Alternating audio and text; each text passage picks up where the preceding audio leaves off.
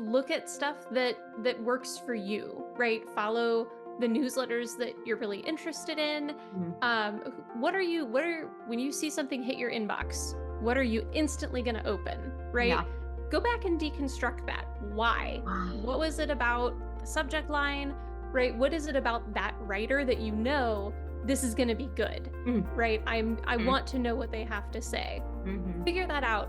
Start, emulate their style in a couple of ways. Don't plagiarize people, but Right. emulating, Inspiration. Gain right? inspiration. Yes. Um, Emulation is a tried and true strategy for practicing new skills, right? So Yes. even if it's just something that you do for yourself to see, do I like writing in this style? That's a Mhm. great way to get some practice, try some stuff out. Welcome to the Storycraft Podcast for storytellers. I'm your host, Meg Adams, and I'm here to help you explore how stories shape our connections. Wondering how stories help you network and advance? Looking to bridge online and face-to-face worlds, foster understanding, and ignite innovation? Look no further.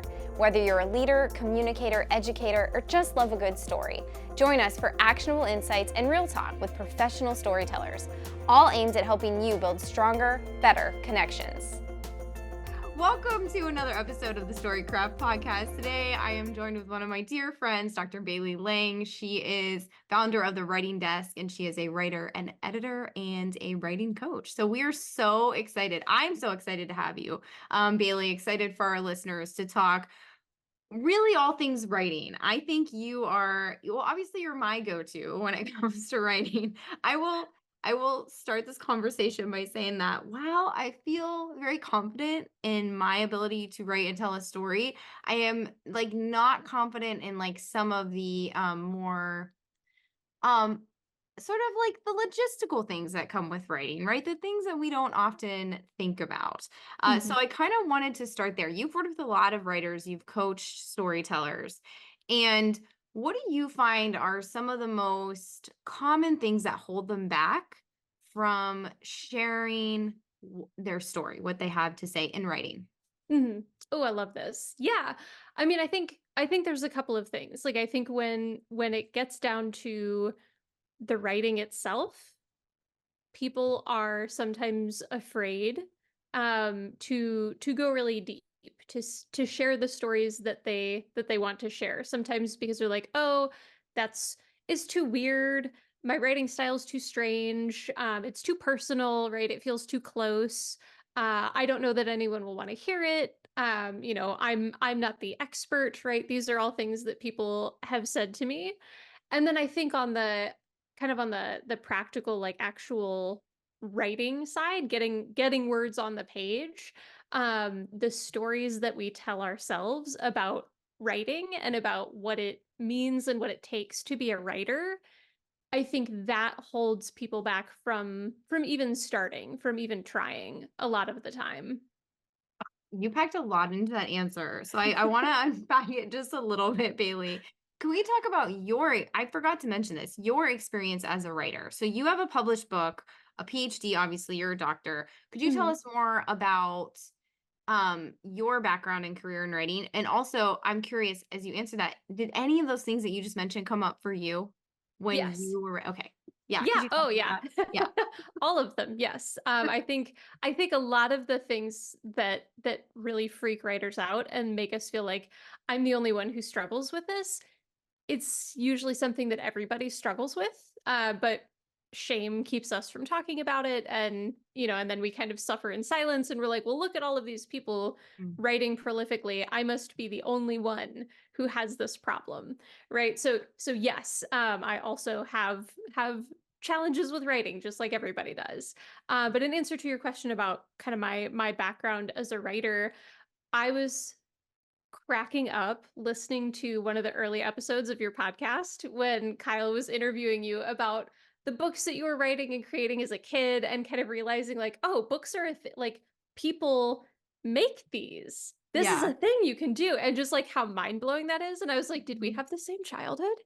Because very, very similar experiences. I had just an amazing first grade teacher who had, you could just go in and get, like, there would be sheets of paper. She had these like pre-made cardboard cover type things. You could Yeah. put decorations on them and hot glue stuff to them. And it was the coolest thing that you would ever do in a classroom. And so that's like my little friends and I, we would tell these stories and we would illustrate them and we would make these books. And it was just like, it was the coolest experience. And this was also a teacher who recognized, so I was a really hyperlexic kid. I read really early. I read at a higher grade level than the one that I was in. And so that teacher also made sure I had access to books that were pushing me to keep Hmm. developing my reading skills. And so having that as a kind of a foundational educational experience, I was like, books are the coolest. Like there's always something more to learn. You can Yeah. always grow. People make these. That's a thing you can do. And then in like the fifth grade, we were doing this exercise where we went through this book of, it was just this huge list of careers. We were supposed to Hmm. start thinking about like, what do you want to be when you grow up? And book editor was on there. And that was another like Yeah. mind-blowing moment. That's a job? Like that's a thing you can do? Yeah.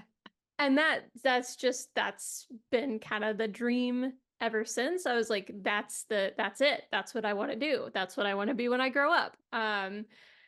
And so fast forwarding a bunch of years after fifth grade, I worked in marketing for several years. And while I was doing that, I was at the University of Findlay, getting a master's degree in rhetoric and writing and falling fully in love with that field and realizing like, oh, there's so much cool stuff here, Hmm. and deciding at the end of that I wanted to go on and get a PhD in that subject. So I quit my job, went and got the PhD, and as I went through that process, realized I didn't want to stay in academia, Hmm. but I did want to keep working with writers, and I always want to be in touch with writers and writing. And so that's kind of how the writing desk was born. So I graduated into the COVID job market, which was not pretty, and I understand is still still not pretty. Um, and so I told my husband, I was like, give me a year.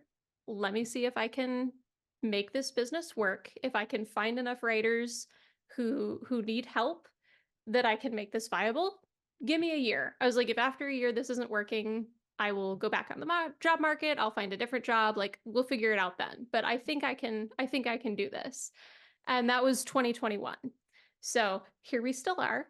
And I'm just continuing to kind of develop ways of working with writers and fun new things to do to help people get their projects done. And it's so much fun. Well, thank you for that, Bailey. Also, you're a published author. Don't forget about that. You've written your own book. Yes. So I do want to talk to you about what that experience was like as well, because I do think that matters. You're Mhm. also a writer. Like you're a writer and you're a coaching writer. So as you mentioned earlier, you know, I'm guessing that a lot of what you're teaching is stuff that like you've been through, but you know the theory and practice of writing with your PhD really well too.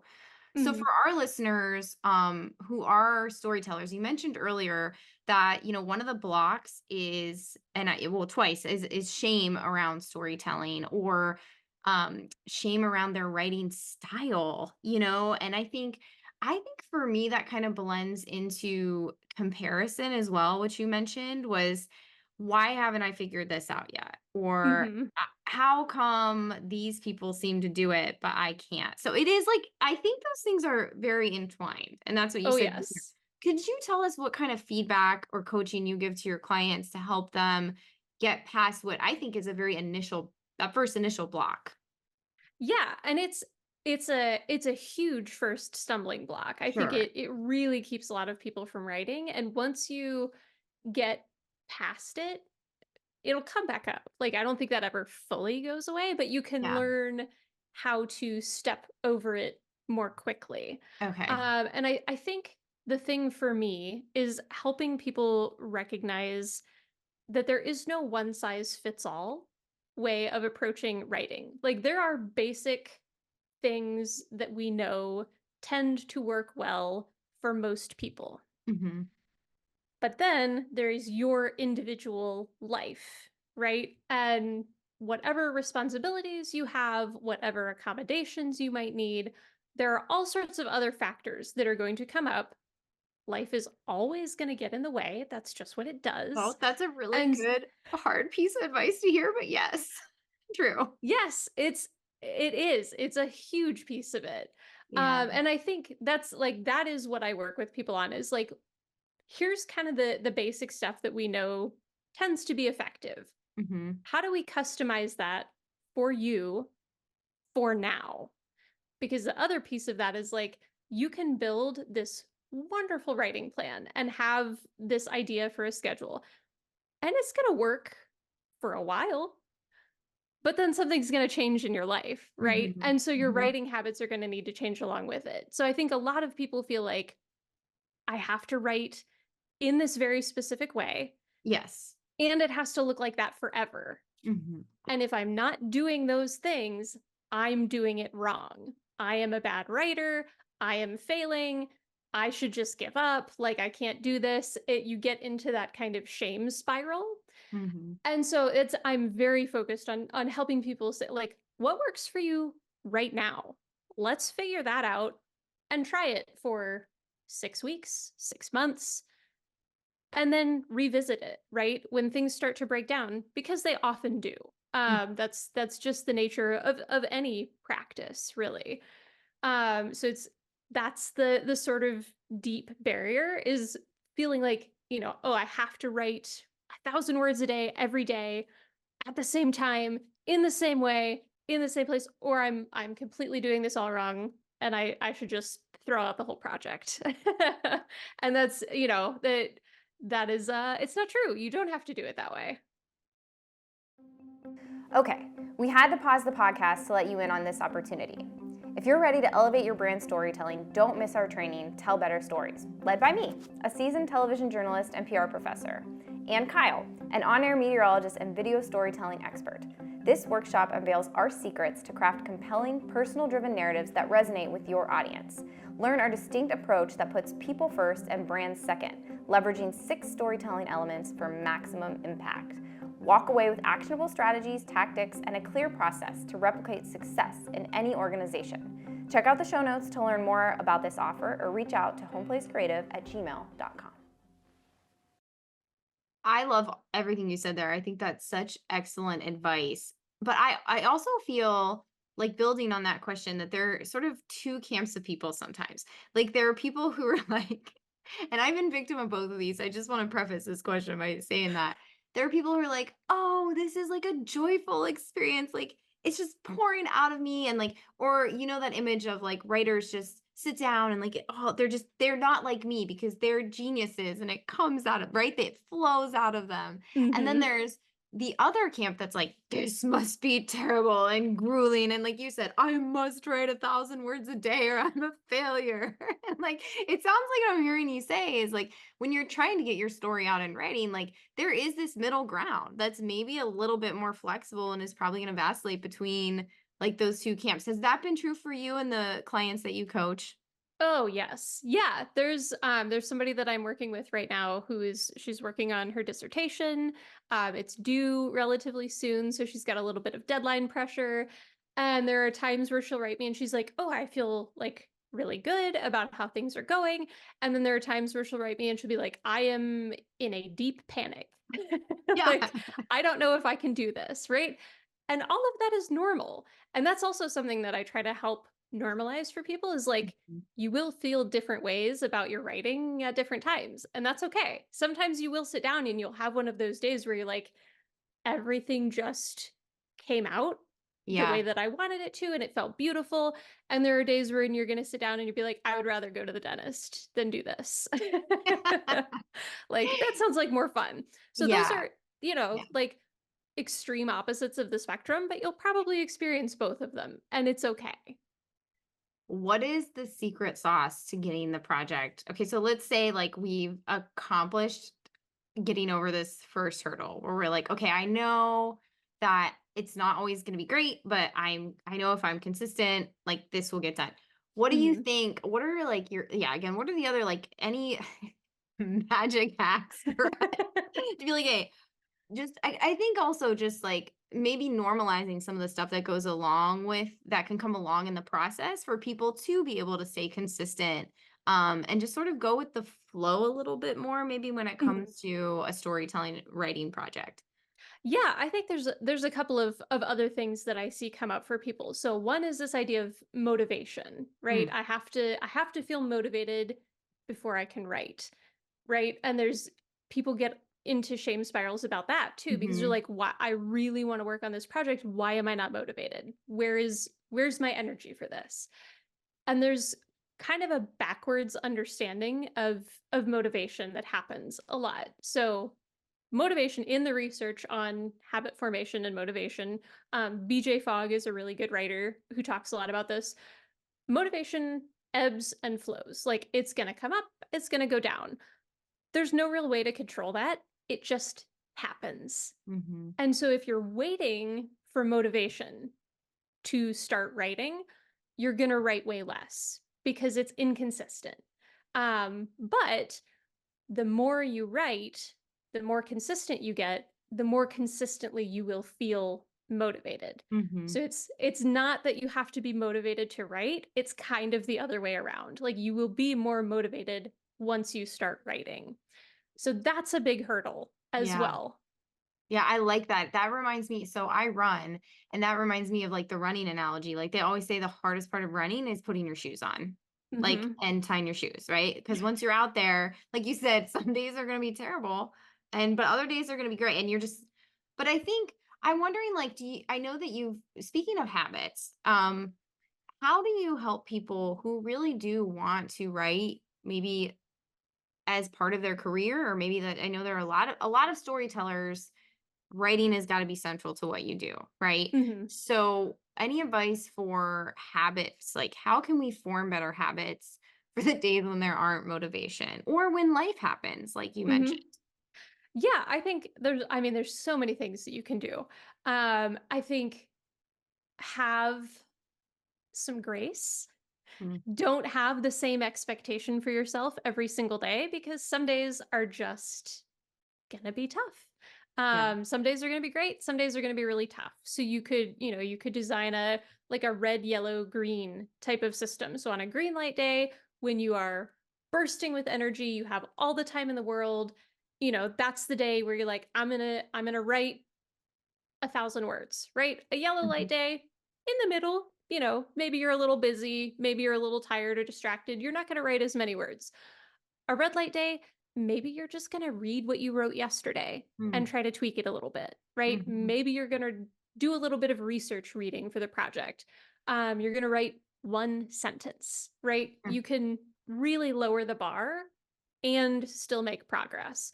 So I think like consistency doesn't have to mean doing the same exact thing every time. You can Mhm. get really customized. You can find a lot of ways to be really flexible with that. And the red, yellow, green system. That's a tool that I used based on some stuff from my business coach Jenny Gritters. Like that's I a love that. system that I use Yeah. every day. It's super super helpful. So that's a thing you can do. I am a big fan of lowering the bar. We often have really, really lofty expectations for ourselves, especially at the outset of a project when our Mhm, motivation is high, we're excited, we're starting something new. We're like, this is the thing. This is, I've got mm, this idea, I'm going to do it. And then we kind of set ourselves up to fail because we're like, all I need to do is write for 3 hours a day, mhm, mhm. or whatever Yeah. the case may be. And then when we can't live up to that initial expectation, the shame sets in, we start to self-sabotage, we Yeah. shelve the project, right? So Mhm, lower mhm. the bar, right? Give yourself space to have less productive days. And know that you can always come back. You can always come back to the project. Even if you have a lot of red light days in a row, it's still going to be there. So I'm hearing you say just like to consistency sort of matters though, right? To get you past Mhm. those red light days. Like you don't give up on yourself, right?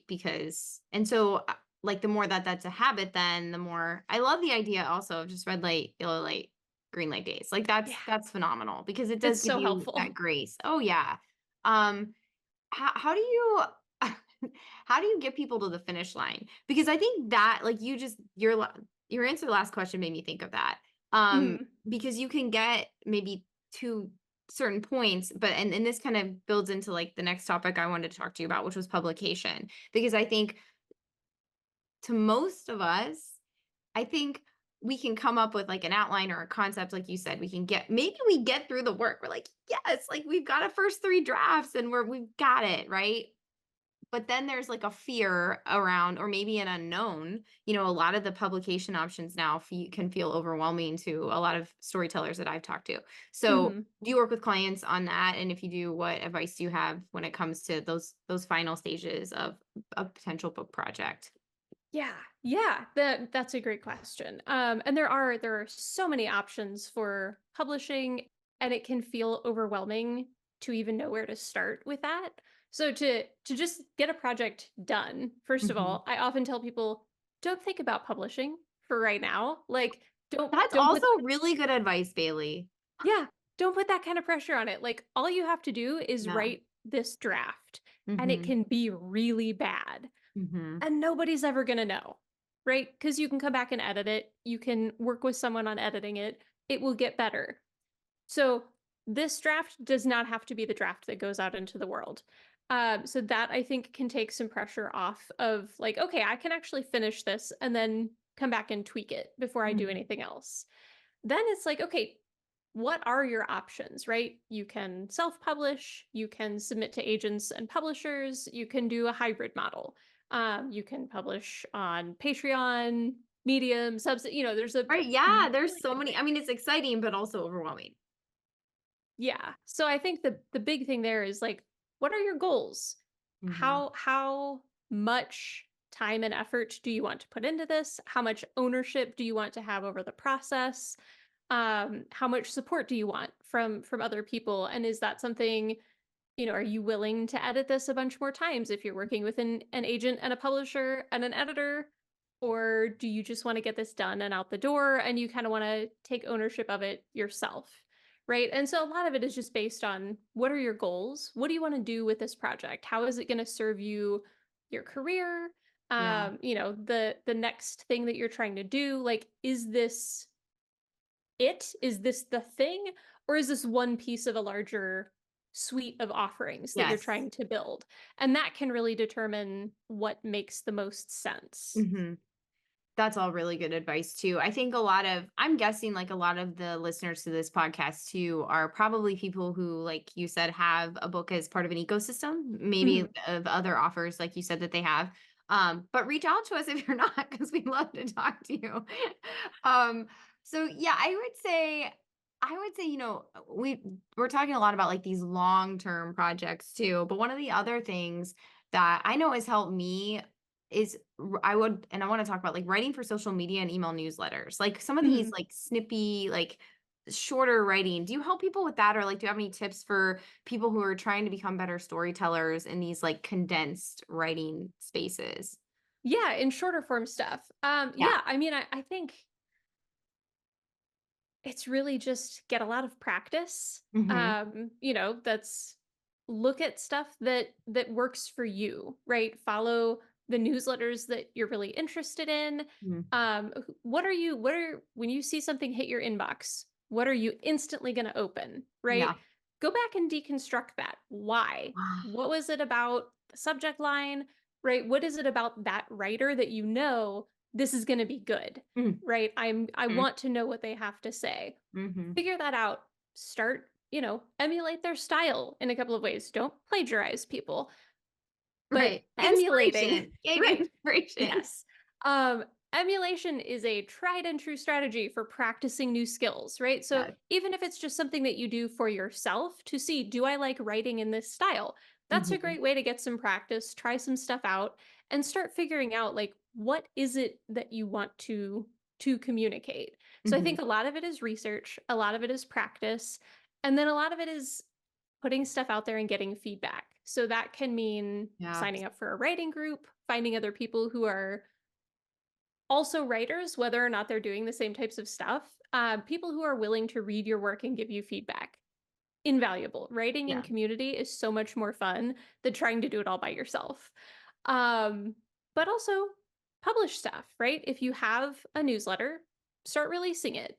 And that can mean maybe you batch content and you write a few weeks worth of posts all at once so that you're not adding another task to your to-do list every week. Or maybe it means, I'm going to do all of these newsletters. I'm going to convert them into some social media posts. I'm going to schedule everything out in advance. Or it can be you get into a more regular writing cadence. Like maybe this is my content creation day. So I'm going to do my newsletter. I'm going to do some research, whatever kind of works best for your schedule and your pace, but get the practice. That's, as with any writing skill, you got to practice.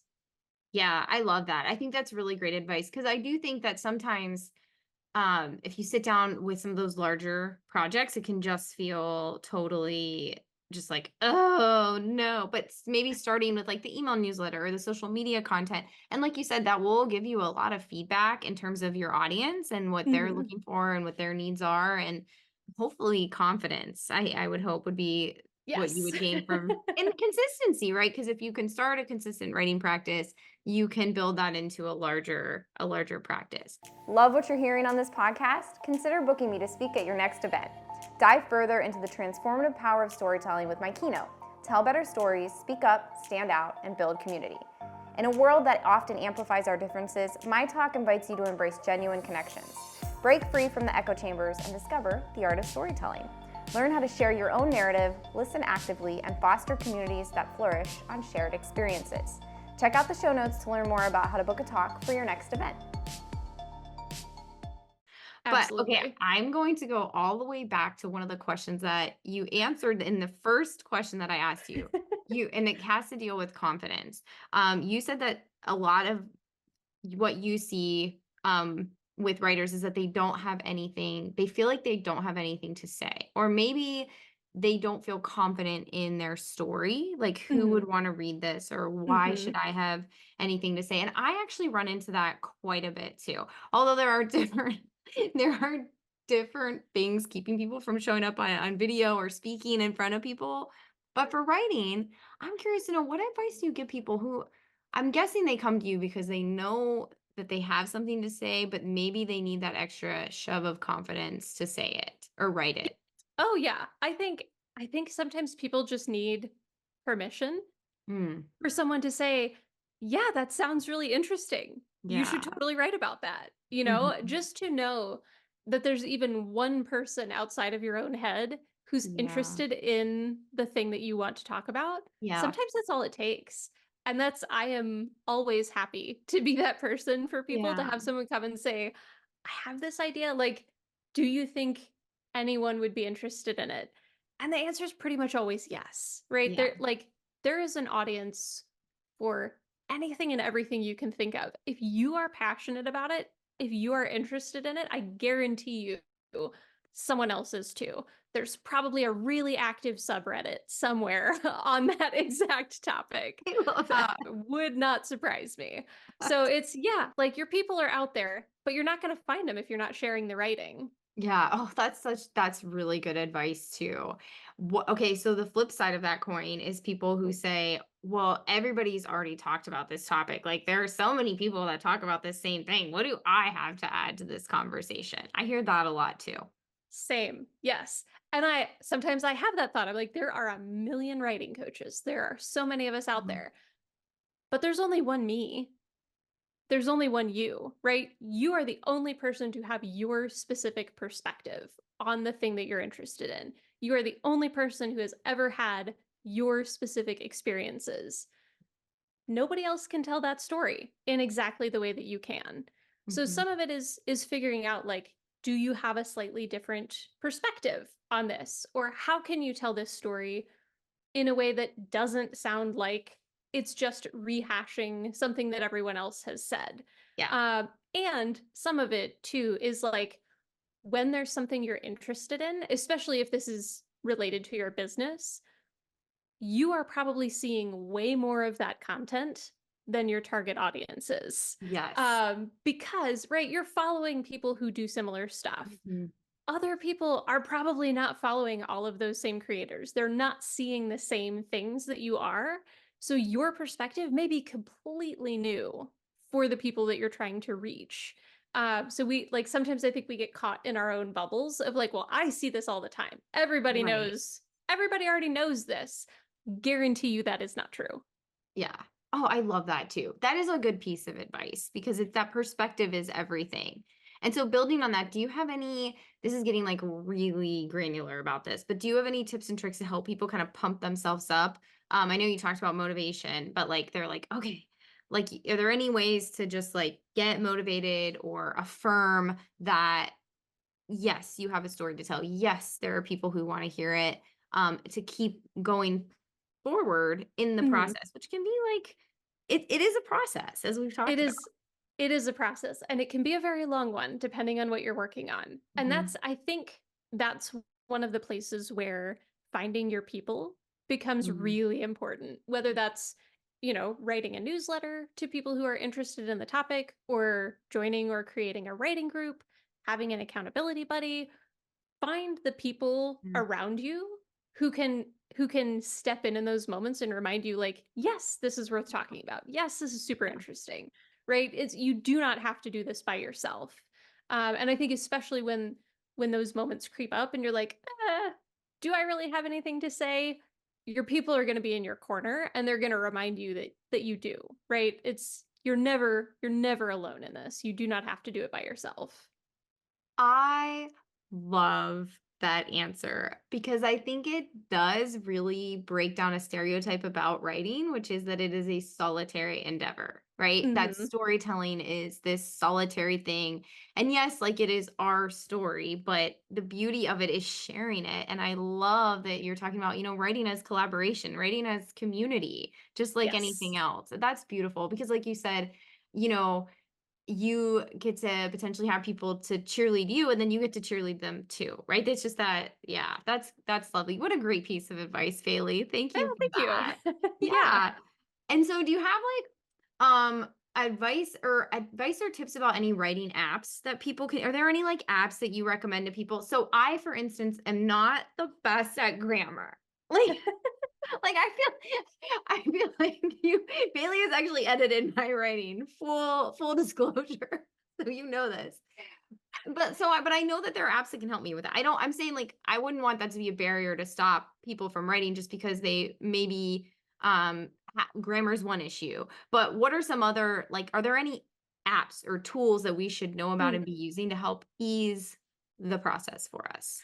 Yeah, I mean, so I know like Grammarly is kind of a go-to answer Mhm. there. Yeah. I caution people on Grammarly. Okay. It can be really useful, but there are also so I use it as like a backup Okay. for proofreading projects sometimes just because I'm like I don't want to miss anything. Yeah. But it is wrong so much. I have so I also oversee theses, and I've seen students run things through Grammarly, and Mhm. it's not that I shouldn't say I'm not terrible. I know grammar. I just can't. Yes. I'm very bad at explaining the rules to people. Now let's put it that way. Yes. Which is that's how most of us are. Yeah, To be totally honest but about I it. saw that That's with yeah. one of the recent thesis submission on Grammarly that I was like, it was rating the writing. And Mhm. I was like, well, that I don't think that's really an issue. That's not an Yep. issue. It's not, yeah. So that's a good one, a piece of advice to know, just so we all know it's not foolproof. Yes. Yeah. Right. So it's helpful. Like if that's something, if that fear is keeping you from Mhm. writing, use the tool, right? If that is what's going to give you enough confidence to be Yeah. like, this is going to be good enough to move Mhm. forward, use it, right? But also work with a real person who can come in and say, actually, Grammarly introduced errors. Or this suggestion sounds really weird. Like, let's put this back in your own voice. Because that's the other thing with Grammarly is Yeah. because it's trying to do stuff in a really standardized way, it makes everything sound kind of the same. Mhm. And so you can lose some of that uniqueness. But again, like if that's the support tool that you need to feel more confident, by all means, use it. Um, Scrivener is a really popular tool for people, especially working on larger projects. So Mhm. you can create different cards and set up your project in really, really unique, interesting, and customized ways. Process through different chapters, different sections, keep track of research or world building notes. Um, a lot of people really, really like Scrivener. I would imagine that Notion would be a really useful tool in Okay. a similar way. So Notion is kind of like Google Docs-ish, Okay. but you can do a lot of like you can create lists and different boards and templates, and you can do really, really cool stuff. So I think that there's a lot of possibility there for people, again, especially working on larger projects or kind of ongoing stuff like newsletters and social media Mhm. content. I think that there's a lot of ways you could keep yourself really organized Yeah. and create repeatable Oh, processes. nice. Yeah. Mhm. That's really, I mean, that's smart. I never thought of it that way too, because as you mentioned, like at the beginning of this interview, you talked about personalizing it to you. So maybe using some of those tools to develop your own process and see what Mhm. works and what doesn't feels like it could be very beneficial. So Yeah. And yeah. I'm a very analog No, so am person in a I. lot of ways. So like when I was writing my dissertation, Yeah. this was back in our the old house that we lived in. But I had an office and there was a closet door in that office that I just covered in post-it notes as I I was love writing my that. dissertation. And I was like, okay, like I'm doing my coding, I've got all these different categories, and I had 200 post-it notes on this closet door, and I would just move stuff around Oh, that's so and cool. recategorize stuff. Is great. So it's Yeah. really like truly you have to figure out what works best for you Yeah. and then just give yourself the freedom to play in those systems. Yeah. I love that. Yeah. Cause it is going to be, I definitely think it will be individual to however you work. I'm a note card person, so I had my note cards Nice. on the floor, which now I'm like, oh, post-its on a wall would be better because they wouldn't get shuffled around by accident. Right. I love that though. So before we wrap up, do you have any writing advice or anything that we didn't talk about today that you would want to add for our? I would say for an audience of someone who's like, you know what, I have this idea. I really do want to write a book, but it feels like that's something that isn't for me or that I might not be able to accomplish. Mm. Yeah, I mean, start. Try. You're not gonna finish if you never start. You have to start somewhere. And look for support along the way because, as we've talked about, this isn't a process that you have to do by yourself. Mhm. Writing, a lot of it is in your own head, you in a notebook, but then it becomes really collaborative, right? All of the stuff that you read, all of the influences that you have, you're collaborating with all of those people, and Mm. then there are other people who want to collaborate with you to help you tell a really, really cool story. So find your people. They're out there. I love that too because I also feel like I love that you can reach out to people who will be in your writing corner, like a writing group or something. But I also love the idea of like all these other people pouring into you, right? Whether you listen to a podcast or you read a book or maybe someone else's email newsletter and you're pouring all these ideas in and reformulating your own. Like that's the Yes. process, right? Yeah, yeah. So You it's never have to come up with something by yourself. yeah, I love that. Oh, that's such a good way to end. But so we also have a rapid fire question. I know you've listened to these. Okay, so you probably know which ones they are. Okay. I love this one. Favorite story of all time, like movie, book, song, Oh, any format, Bailey. this is such a tough one. I I will know. tell you one of my recent favorites, Ooh. something that I return to a lot. It's called The Murderbot Diaries. It's by Martha Ooh. Wells. Okay. It's going to be an Apple TV series here in the future, Oh, I've heard. But it's just a delightful, very sarcastic, sort of dystopian sci-fi story about this murder bot who that's what it calls itself.